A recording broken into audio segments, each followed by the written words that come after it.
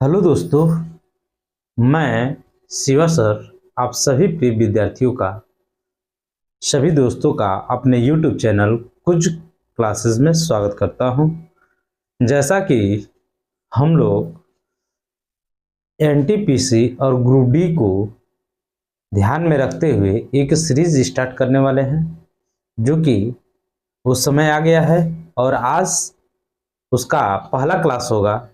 तो चलिए हम लोग 10-10 क्वेश्चन को पर डे करेंगे और नियमित रूप से करेंगे, जिससे कि हमारी तैयारी और बेहतरीन हो जाए। ठीक है, जिससे एग्जाम में हम लोग क्वेश्चन को आसानी से कर सके। ठीक है, तो चलिए आइए हम लोग क्वेश्चनों को देखते हैं।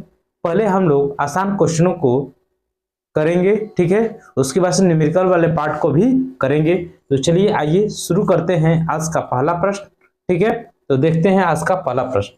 ये है, इस पे मत जाइएगा, ये एनटीपीसी और ग्रुप डी के लिए स्पेशली ये वन लाइनर टाइप के क्वेश्चन को लेके आया गया है। ठीक है, जो केमिस्ट्री मतलब इसमें साइंस के तीनों पार्ट्स को अलग अलग करके बताया जाएगा, फिजिक्स, केमिस्ट्री और बायोलॉजी। ठीक है, उसके बाद से इन्वायरमेंट के भी कुछ पार्ट्स हैं जिसको अलग से बताया जाएगा।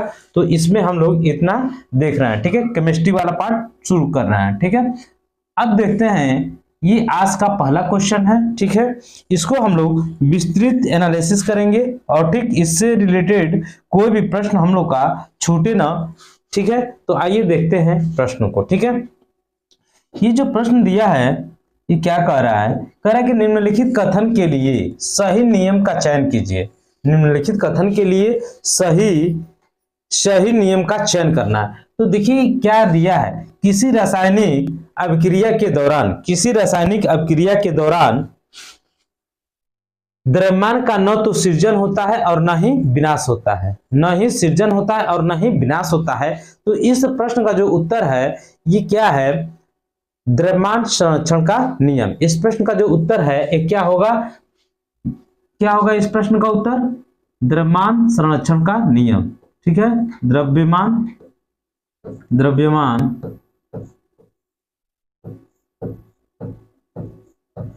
द्रव्यमान संरक्षण का नियम। ठीक है, इस नियम में ये बताया गया था। ठीक है, न तो द्रव्यमान को क्या किया जा सकता है? उत्पन्न किया जा सकता है, और न ही क्या किया जा सकता है? विनाश किया जा सकता है। यह द्रव्यमान संरक्षण के नियम के अनुसार हमें पता चलता है। ठीक है, हमें क्या पता चलता है? न तो हम द्रव्यमान को उत्पन्न कर सकते हैं, न ही इसका विनाश कर सकते हैं। यह द्रव्यमान संरक्षण के नियम के अनुसार हमें पता चलता है। ठीक है, तो आइए थोड़ा सा इसके बारे में डिटेल अध्ययन करते हैं। ठीक है, सबसे पहले इस प्रश्न को समझेंगे हम लोग। क्या समझना है कि रासायनिक संयोजन के नियम। क्या? रासायनिक संयोजन के नियम। तो रासायनिक संयोजन के दो नियम दिए गए थे, एक द्रव्यमान संरक्षण का नियम, एक स्थिर अनुपात का नियम। तो जो द्रव्यमान संरक्षण का नियम था वह एंटोनी लिवासिए के द्वारा दिया गया था, और जो स्थिर अनुपात का नियम था वो प्राउस्ट के द्वारा दिया गया था। ठीक है, तो जो द्रव्यमान संरक्षण का नियम था इसमें न तो द्रव्यमान उत्पन्न किया जा सकता और ना ही उसका विनाश किया जा सकता था, यह द्रव्यमान संरक्षण के नियम के। और जो हमारा स्थिर अनुपात का नियम था उसमें कहा गया था किसी भी यौगिक में तत्व के, ठीक है, तत्व के सदैव एक निश्चित द्रव्यमान के अनुपात में विद्यमान रहता है। ठीक है, बात समझ में आया? तो ये यौगिक में कहा गया था। ठीक है, तो ये यौगिक की परिभाषा थी।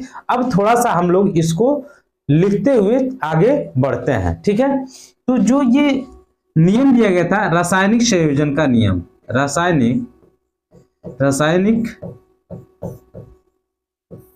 संयोजन के नियम, रासायनिक संयोजन के नियम।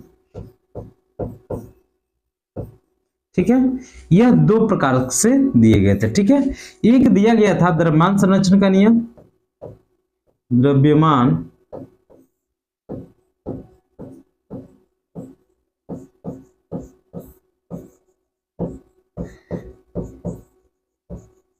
दूसरा था स्थिर अनुपात का नियम। क्या? स्थिर अनुपात का नियम। ठीक है, जो द्रव्यमान संरक्षण का नियम था यह एंटोनी लेवासियो के द्वारा दिया गया था। किसके द्वारा? एंटोनियो लेवासिए, ठीक है, लेवासिए के द्वारा दिया गया था। जो स्थिर अनुपात का नियम है यह प्राउस्ट के द्वारा दिया गया था। किसके द्वारा? प्राउस्ट के द्वारा दिया गया था। बात समझ में आया? अब जो ये नियम दिया गया था एंटोनियो लेवासिए के द्वारा, तो इस नियम में क्या कहा गया था? द्रव्यमान का न तो सृजन किया जा सकता या न ही विनाश। तो इसमें क्या कहा गया था? द्रव्यमान का न तो सृजन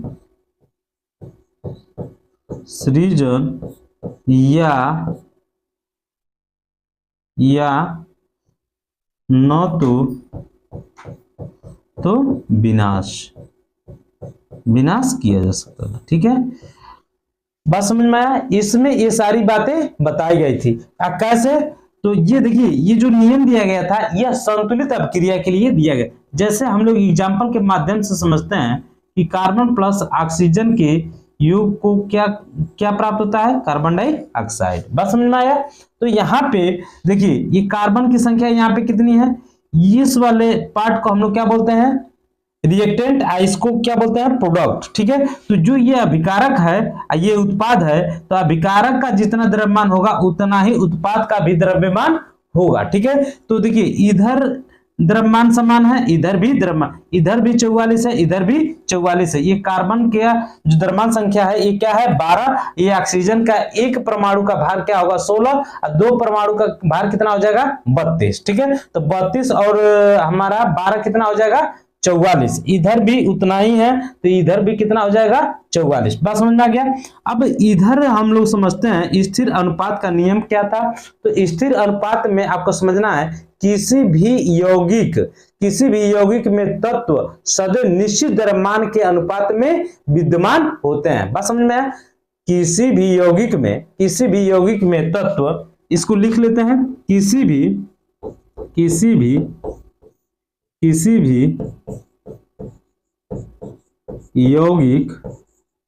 यौगिक में तत्व सदैव एक निश्चित अनुपात में होगा। ठीक है, एक निश्चित अनुपात में विद्यमान होता है। बात समझ में आया? किसी भी यौगिक में तत्व सदैव एक निश्चित द्रव्यमान के अनुपात में, निश्चित द्रव्यमान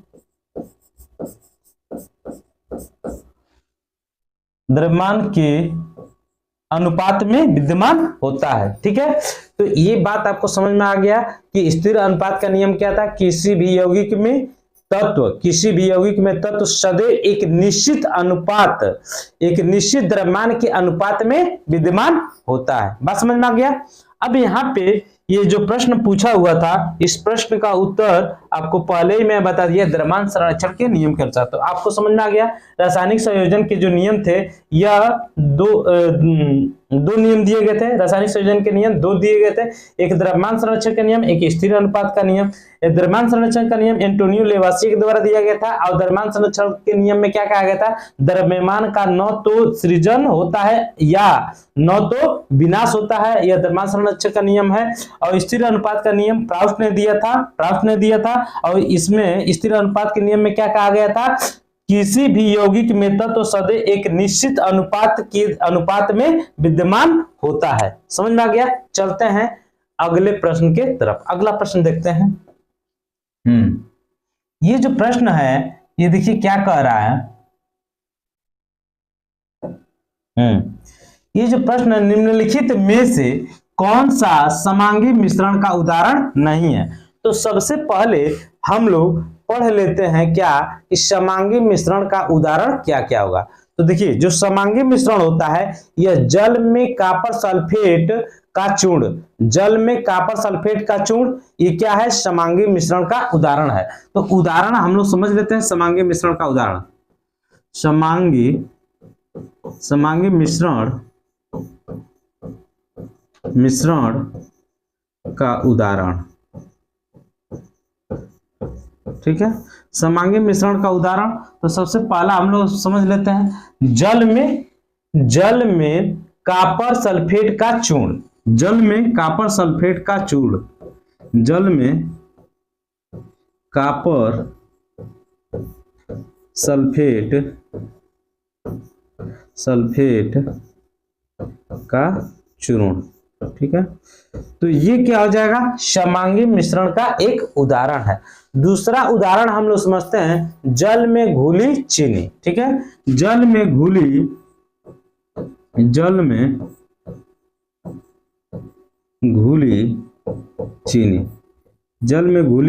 चीनी, ठीक, ये भी समांगी मिश्रण का उदाहरण है। तीसरा जो एग्जाम्पल है जल में घुला लवण, ठीक है। जल में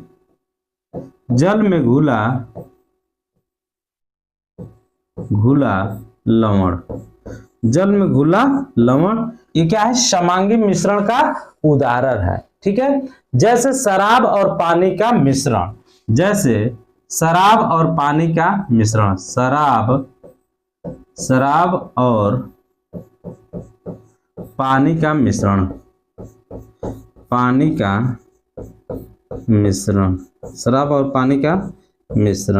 ठीक है। शराब और पानी का मिश्रण ये भी क्या है, समांगी मिश्रण का उदाहरण है। अगला जो प्रश्न है एग्जाम्पल है सोडा वाटर, क्या है, सोडा वाटर। अगला जो उदाहरण है क्या है, सोडा वाटर, ठीक है। तो यहाँ पे जो प्रश्न पूछ रहा है कौन सा समांगी मिश्रण का उदाहरण नहीं है, तो इस प्रश्न में विषमांगी का दिया हुआ था, ठीक है। तो ये जो इस प्रश्न का जो उत्तर हो जाएगा जल में तेल, ठीक है। जल में जो तेल है यह विषमांगी का जल में तेल का मिलावट, ठीक है, ठीक। तो ये हो जाएगा इस प्रश्न का उत्तर, जो कि एक क्या है, विषमांगी का उदाहरण है। यहाँ पे पूछा है समांगी मिश्रण का उदाहरण नहीं है, तो समांगी मिश्रण का ये उदाहरण नहीं है, इस प्रश्न का उत्तर ये हो जाएगा। यहाँ पे मैं बता दिया आपको समांगी मिश्रण का ये उदाहरण है। समांगी मिश्रण थोड़ा समझ लीजिए किसे कहते हैं, वह मिश्रण जिसका संगठन सभी जगह समान हो, वह मिश्रण जिसका संगठन सभी जगह क्या हो, समान हो, वह मिश्रण जिसका संगठन सभी जगह समान हो, वह मिश्रण जिसका संगठन सभी जगह समान हो उसे हम क्या कहेंगे, समांगी मिश्रण कहेंगे। वह मिश्रण जिसका संगठन सभी जगह समान हो उसे हम क्या कहेंगे, समांगी मिश्रण कहेंगे। समझ में आया, सभी जगह इसका क्या हो, मिश्रण समान हो, वह क्या कहलाएगा, समांगी मिश्रण कहलाएगा। आई होप आपको समझ में आ गया होगा, बात समझ में आ गया। अब हम लोग चलते हैं अगले प्रश्न की तरफ, ठीक है। अगला प्रश्न, हाँ, ये जो प्रश्न है ये देखिए कितना बेहतरीन है, एक कई बार रिपीटेड क्वेश्चन है, ठीक है। कह रहा है ऑक्सीजन अणु एक है, ऑक्सीजन अणु एक क्या है भाई, तो ये है द्विपरमाणुक अणु है, क्या है, द्विपरमाणुक अणु है, क्या है, द्विपरमाणुक, ठीक है, द्विपरमाणुक अणु है ये, ठीक है। क्या है, ऑक्सीजन द्विपरमाणुक एक अणु है, ठीक है। तो इसका हम लोग थोड़ा विस्तृत जानकारी ले लेते हैं कि इससे रिलेटेड प्रश्न एग्जाम में न छूटे, ठीक है। तो सबसे पहले एक पॉइंट हम लोग पढ़ते हैं परमाणु, ठीक है, परमाणुकता, ठीक है, परमाणुकता, जिसको इंग्लिश में एटोमिसिटी कहते हैं, क्या कहते हैं, एटोमिसिटी कहते हैं, ठीक है, परमाणुकता, ठीक है। जो हमें ये बताता है किसी भी सूत्र में, ठीक है, परमाणु की संख्या को बताए वह क्या कहलाता है, परमाणुकता कहलाता है, ठीक है। तो अब थोड़ा सा यहाँ पे समझते हैं हम लोग परमाणुकता में कि सबसे पहले एक परमाणुकता, ठीक है, एक परमाणु, ठीक है। उसके बाद से दूसरा एग्जांपल हम लोग समझते हैं द्विपरमाणु, द्विपरमाणुक, ठीक है। उसके बाद से हम लोग समझते हैं त्रिपरमाणुक, त्रिपरमाणुक, ठीक है। उसके बाद से हम लोग समझते हैं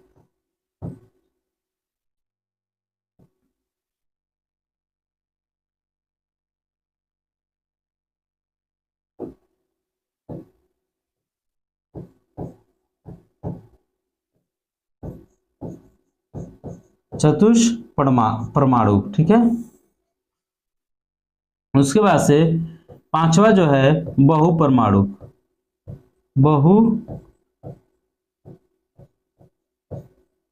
बहुपरमाणुक, ठीक है। तो अब यहाँ पे समझते हैं कि एक परमाणु क्या होता है, ठीक है। तो एक परमाणु आप उसे कहेंगे जिसमें परमाणुओं की संख्या एक हो, ठीक है। जिसमें क्या हो, इनमें एक परमाणु में क्या होता है, इनमें एक परमाणु होंगे, एक परमाणु, इनमें एक परमाणु होंगे, केवल एक परमाणु होंगे, क्या होंगे, केवल एक परमाणु होंगे, ठीक है।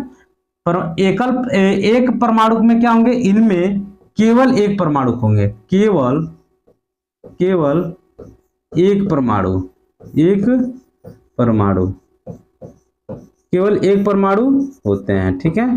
केवल एक परमाणु होते हैं, बात समझ में आया। जैसे एग्जाम्पल में हम लोग क्या समझेंगे, जैसे हीलियम, ठीक है, एल्युमिनियम, ठीक है, फेरस, ठीक है।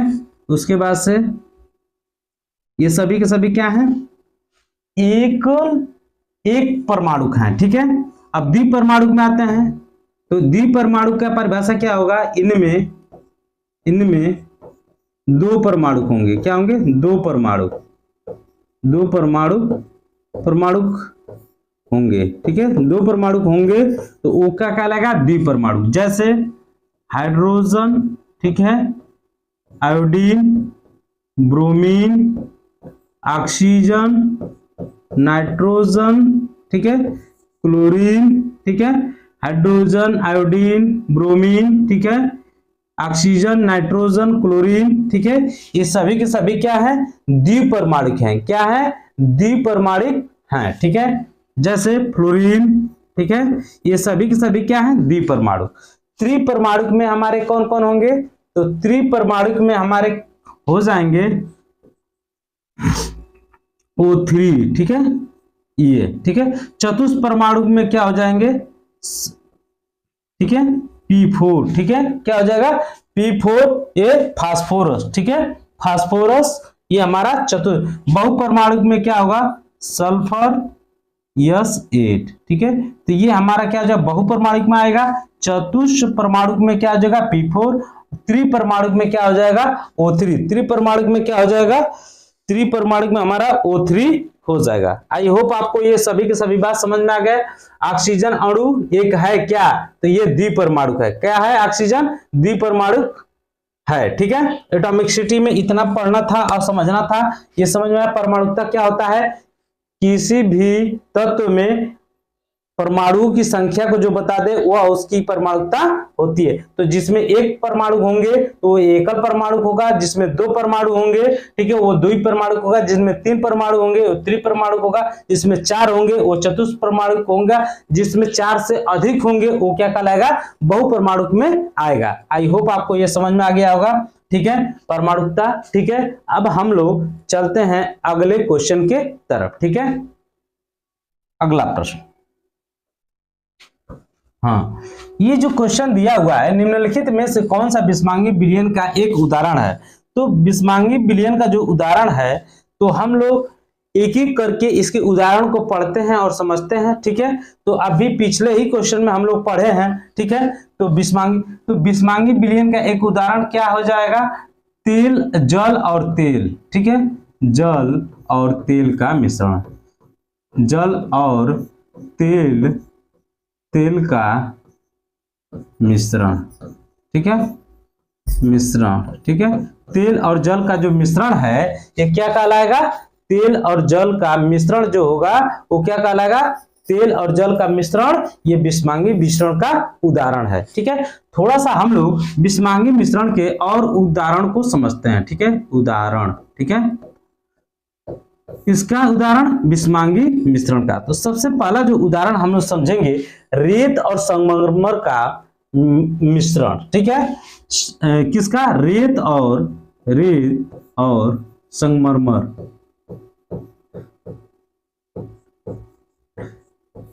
रेत और संगमरमर का मिश्रण, रेत और संगमरमर का मिश्रण। जो दूसरा एग्जांपल हम लोग पढ़ेंगे वो क्या होगा हमारा? बालू और नमक का मिश्रण, ठीक है। बालू और नमक का मिश्रण, बालू और नमक का मिश्रण, ठीक है। ये भी एग्जाम्पल हो जाएगा किसका? बिस्मांगी मिश्रण का। अगला जो एग्जाम्पल है हमारे पास जल और तेल का मिश्रण, जो कि यहाँ पे दिया हुआ है। जल और तेल का मिश्रण, जल और पानी का मिश्रण, जल और पानी का मिश्रण। समझ में आया? अगला जो एग्जाम्पल है लवण और सल्फर का मिश्रण, लवण और सल्फर का मिश्रण, समझ में आया? तो ये कुछ रहे एग्जाम्पल किसके? बिस्मांगी मिश्रण के, जिसमें हम लोग समझ रहे थे बिस्मांगी मिश्रण का एग्जाम्पल क्या होगा। तो सबसे पहला एग्जाम्पल हम लोग समझे कि रेत और संगमरमर का मिश्रण, ठीक है। बालू और नमक का मिश्रण, ये क्या कहलाता है? बिस्मांगी मिश्रण का उदाहरण है। तीसरा जो एग्जाम्पल हम लोग समझे जल और तेल, जल और पानी का मिश्रण। जो चौथा एग्जाम्पल समझे लवण और सल्फर का मिश्रण, ठीक है। तो ये सभी के सभी क्या थे? बिस्मांगी मिश्रण के उदाहरण थे। अब हम लोग आगे बढ़ते हैं और पढ़ते हैं अगले प्रश्न को, ठीक है। अगला प्रश्न देखते हैं। ये जो प्रश्न है ये कितना बेहतरीन और शानदार है। ये क्वेश्चन कई बार रिपीट हुआ है। ठोस पदार्थ के तापमान में वृद्धि करने पर क्या होगा? ठोस पदार्थ के तापमान में वृद्धि करने पर क्या होगा, ठीक है। तो कणों की गतिज ऊर्जा बढ़ जाएगी। क्या होगी? ठोस पदार्थ के तापमान में वृद्धि करने पर क्या होगा? कणों की गतिज ऊर्जा बढ़ जाएगी। इस प्रश्न का जो उत्तर होगा कणों की गतिज ऊर्जा, ठीक है। कणों की गतिज ऊर्जा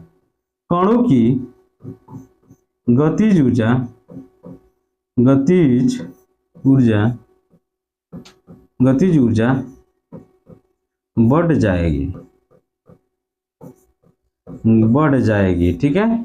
कणों की गतिज ऊर्जा क्या हो जाएगी? बढ़ जाएगी, ठीक है। अब हम थोड़ा सा ठोस पदार्थ के बारे में डिस्कस करेंगे, ठीक है। ठोस पदार्थ के बारे में, किसके बारे में? ठोस पदार्थ, ठीक है। ठोस पदार्थ के बारे में हम लोग डिस्कस करेंगे, एक दो पॉइंट को समझेंगे। सबसे पहली बात जो है वो क्या है कि ठोस पदार्थ के कण की गतिज ऊर्जा बढ़ जाएगी और वे तेजी से कंपन करेंगे, ठीक है। ठोस पदार्थ के कण हैं उनकी गतिज ऊर्जा क्या हो जाएगी? बढ़ जाएगी, ठीक है। ठोस पदार्थ के कणों की, ठीक है, ठोस पदार्थ के कणों की गतिज ऊर्जा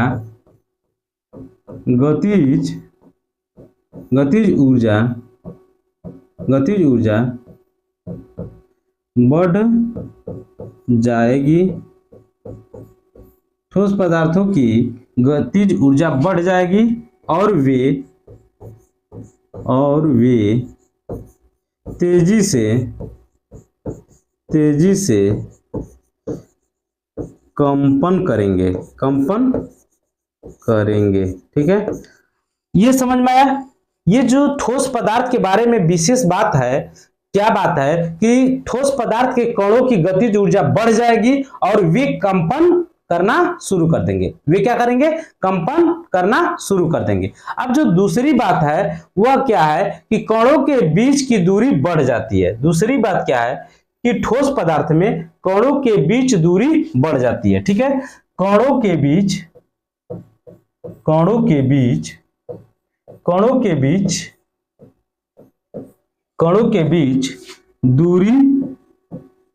दूरी बढ़ जाती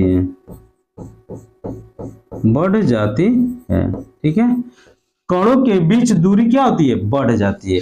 ठोस पदार्थों के कणों के बीच दूरी क्या होती है, बढ़ जाती है। और थोड़ा सा हम लोग समझेंगे ठोस पदार्थ में कि ठोस पदार्थ पिघलकर द्रव में बदल जाते हैं। जो ठोस पदार्थ होते हैं ये पिघलकर, ठीक है, ठोस पदार्थ पिघलकर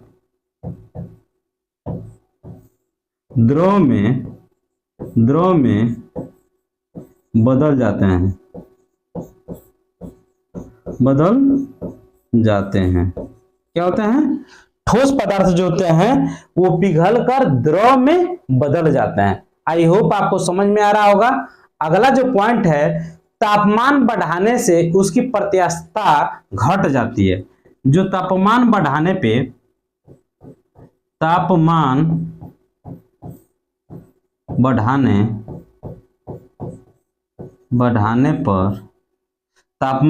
पर ठोस पदार्थ के ऊपर तापमान जब हम बढ़ाते हैं तो उसकी प्रत्यास्थता क्या होती है,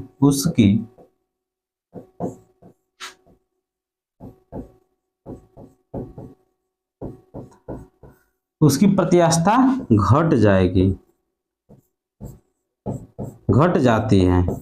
क्या होती है, घट जाती है। ठीक है, तापमान बढ़ाने पर उसकी प्रत्यास्थता घट जाती है। किसकी, ठोस पदार्थ की। तापमान बढ़ाने पर उसकी प्रत्यास्थता क्या होती है, घट जाती है। बात समझ में आया। तो इस प्रश्न का जो उत्तर है क्या है, कणों की गतिज ऊर्जा बढ़ जाएगी। ठोस पदार्थ के तापमान में वृद्धि करने पर क्या होगा, कणों की गतिज ऊर्जा क्या होगी, बढ़ जाएगी। जब ठोस पदार्थ हम तापमान बढ़ाएंगे तो उसकी गतिज ऊर्जा क्या हो जाएगी, बढ़ जाएगी। आई होप आपको समझ में आ रहा होगा। चलते हैं अगले प्रश्न की तरफ। अगला प्रश्न जो है ये देखिए कितना बेहतरीन सा प्रश्न है। कह रहा है धातु के संबंध में निम्नलिखित में से कौन सा कथन गलत है। तो देखिए जो ये इस प्रश्न का उत्तर है वो गलत जो ऑप्शन है वो क्या कह रहा है कि सीसा और जो पारा है, सीसा और पारा तुलनात्मक रूप से क्या होते हैं, तुलनात्मक रूप से सुचालक होते हैं। ये इस प्रश्न का उत्तर हो जाएगा। ठीक है, जो सीसा है, ठीक है, सीसा इसका प्रतीक होता है Pb, ठीक है, और पारा जिसका प्रतीक होता है क्या, Hg। ठीक है, ये तुलनात्मक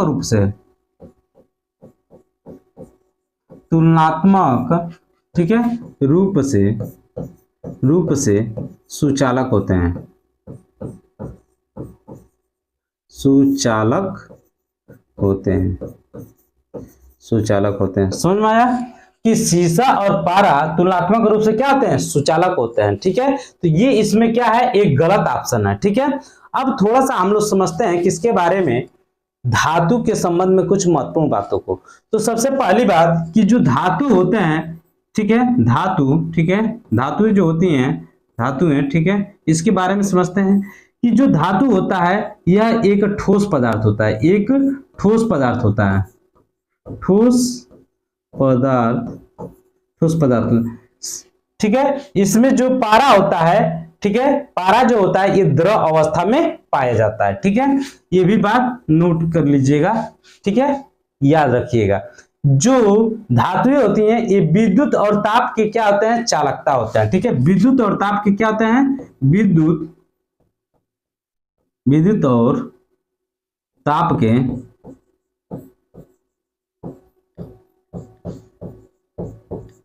चालकता होते हैं। ठीक है, उसके बाद से ये क्या होते हैं, धातु आघातवर्धनीयता होता है, इसमें आघातवर्धनीयता का गुण होता है।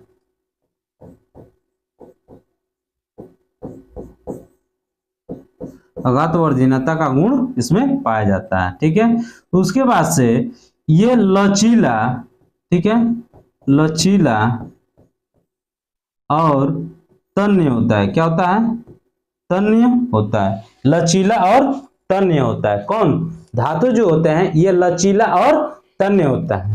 उसके बाद से इसमें क्या होता है, इसमें चमक होता है। क्या होता है, चमक भी होता है। और उसके बाद से इसमें ध्वनि भी होती है। ठीक है, ध्वनि युक्त होती है। क्या होती हैं, ध्वनि युक्त भी होती हैं। चमक भी होता है और ध्वनि युक्त भी होते हैं धातु। ठीक है, उसके बाद से ये इतना क्या है, धातु की कुछ विशेष बातें थी। धातु कैसे होते हैं, कठोर होते हैं, लेकिन अपवाद में, एक्सेप्शन में एक पारा ऐसा है ये द्रव अवस्था में पाया जाता है। ठीक है, तो ये क्या है, ठोस होते हैं। ये विद्युत और ताप के क्या होते हैं, चालकता होते हैं। आघातवर्धीनता होते हैं, ठीक है। लचीला और तन्य होते हैं। चमक और ध्वनि युक्त होते हैं, कौन, धातुएं। आई होप आपको ये प्रश्न समझ में आ गया होगा, ठीक है। अब हम लोग चलते हैं थोड़ा सा अगले प्रश्न की तरफ। अगला प्रश्न देखते हैं, निम्न में से कौन सा अधातु एक द्रव है। अभी हम लोग प्रीवियस क्वेश्चन में डिस्कस किए हैं। अब यहाँ पे पूछ रहा है अधातु एक द्रव है, अधातु। तो अधातु एक द्रव जो है वो कौन सा है, ब्रोमीन है। कौन सा है, ब्रोमीन है। कौन है, ब्रोमीन, ब्रोमीन, ब्रोमीन है, ठीक है। Br इसका प्रतीक है, ठीक है, ब्रोमीन, ठीक है। क्या है, ब्रोमीन। ये एक क्या है, एक ब्रोमीन, इसका प्रतीक क्या है, Br, ठीक है। अब थोड़ा सा इसी प्रश्न से मिलता जुलता हम लोग प्रश्न समझते हैं, ठीक है। इससे मिलता जुलता एक प्रश्न समझते हैं, ठीक है। समझ में आ रहा है कि नहीं, तो हम लोग तो ये समझते हैं, ठीक है। तो ये जो प्रश्न है, निम्नलिखित में से कौन सा अधातु एक द्रव है। तो ब्रोमीन क्या है, ब्रोमीन क्या है, एक अधातु द्रव है, ठीक है। अब यहाँ इसी से रिलेटेड कुछ प्रश्न को समझते हैं, जैसे धातु द्रव, ठीक है। धातु द्रव, द्रव है, धातु द्रव है, ठीक है। तो कौन ऐसा तत्व है जो द्रव अवस्था में, मतलब जो ऐसा कौन सा तत्व है जो द्रव अवस्था, धातु द्रव अवस्था में पाया जाता है। तो जो पारा, Hg जिसका प्रतीक है पारा, ठीक है, यह धातु है जो कि किसमें पाया जाता है, द्रव अवस्था में पाया जाता है। यहाँ पे पूछ ले अधातु द्रव, ठीक है, अधातु द्रव, द्रव अवस्था में पाया जाता है। धातु द्रव और अधातु द्रव है, ठीक है। तो ये कौन है, ब्रोमीन, ठीक है, ब्रोमीन, ब्रोमीन, जो कि इस प्रश्न का उत्तर है, ठीक है। उसके बाद से यहाँ पे पूछ ले आपसे अगला प्रश्न कि निम्न ताप पर पाया जाने वाला अक्रिय तत्व, ठीक है। निम्न ताप पर, ठीक है, निम्न, ठीक है, निम्न ताप पर, निम्न तापमान पर, निम्न तापमान पर पाया जाने वाला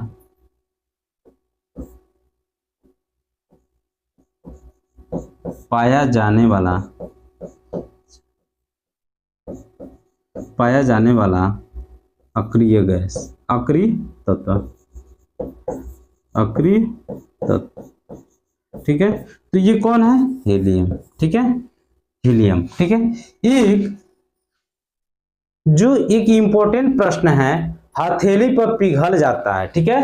हथेली पर क्या होता है, पिघल जाता है। हथेली, हथेली पर पिघल जाता है। तो ये कौन सा है, गैलियम, गैलियम, गैलियम ये धातु है, ठीक है। क्या है, गैलियम ये धातु है जो हथेली पर रखने पे क्या होता है, पिघल जाता है। यहाँ पे एक और प्रश्न समझते हैं कि नरम धातु, ठीक है, नरम, नरम धातु, ठीक है, नरम धातु जिसको हम आसानी से चाकू से क्या करते हैं, काट सकते हैं, चाकू से काटा जा सकता है, ठीक है, काटा जा सकता है। वो कौन तत्व है, तो सोडियम, जिसको हम आसानी से चाकू से काट भी सकते हैं, ये नरम धातु भी होता है, ठीक है। तो आई होप ये आपको समझ में आ गया होगा। इस प्रश्न से रिलेटेड कुछ महत्वपूर्ण फैक्टों को हम लोग समझे, ठीक है, जो कि क्या है, अति महत्वपूर्ण है। एग्जाम में ये आए हुए प्रश्न है और आगे आने की संभावना भी है। अब हम लोग देखते हैं अगले प्रश्नों को, ठीक है। अगला प्रश्न, अगला जो प्रश्न है ये भी बहुत बेहतरीन प्रश्न है, ठीक है। निम्नलिखित में से कौन सा कार्बन यौगिक एल्कोहल के रूप में वर्गीकृत है। निम्न में से कौन सा कार्बन यौगिक एल्कोहल के रूप में वर्गीकृत है। तो वो है प्रोपेनॉल, ठीक है, प्रोपेनॉल, प्रोपेनॉल, ये जो एल्कोहल के रूप में क्या है, वर्गीकृत है, ठीक है। आई होप इसका आंसर आपको समझ में आया होगा कि कार्बन यौगिक एल्कोहल के रूप में वर्गीकृत है तो कौन है, प्रोपेनॉल। ठीक है, अब हम लोग चलते हैं अगले प्रश्न के तरफ। अगला प्रश्न देखते हैं। कह रहा है कि निम्न में से किसका प्रयोग पीने के जल को कीटाणुओं से मुक्त करने के लिए किया जाता है। तो मतलब कीटाणुओं से मुक्त किया जाता है। ठीक है, कीटाणुओं से मुक्त करने के लिए किया जाता है। तो ये विरंजक चूर्ण का प्रयोग किया जाता है। किसका प्रयोग किया जाता है? विरंजक। ठीक है, विरंजक चूर्ण का प्रयोग किया जाता है। विरंजक चूर्ण का प्रयोग किया जाता है किसके लिए? पानी को शुद्ध करने के लिए विरंजक चूर्ण का प्रयोग किया जाता है। ठीक है, अब हम लोग चलते हैं नेक्स्ट प्रश्न की तरफ। अगला प्रश्न देखते हैं। यहाँ पे जो ये प्रश्न दिया हुआ है, ठीक है, अम्ल और क्षार के बीच अभिक्रिया से कौन सा उत्पाद बनता है। ठीक है, तो अम्ल, ये सीधा सीधा सा प्रश्न है। हम लोग समझते हैं कि अम्ल, ठीक है, अम्ल प्लस क्षार के रिएक्शन से हमें क्या प्राप्त होता है? लवण प्लस जल प्राप्त होता है। क्या प्राप्त होता है? लवण और जल प्राप्त होता है। क्या प्राप्त होता है? लवण और जल प्राप्त होता है। ठीक है, तो ये इस प्रश्न का क्या हो गया उत्तर। अम्ल और क्षार के बीच अभिक्रिया कराने से हमें क्या प्राप्त होता है? लवण और जल प्राप्त होता है। ठीक है, बात समझ में आ गया? ठीक है, अब हम लोग मिलते हैं अगले क्लास में। तब तक के लिए थैंक यू, जल्द ही मिलेंगे। Thank you.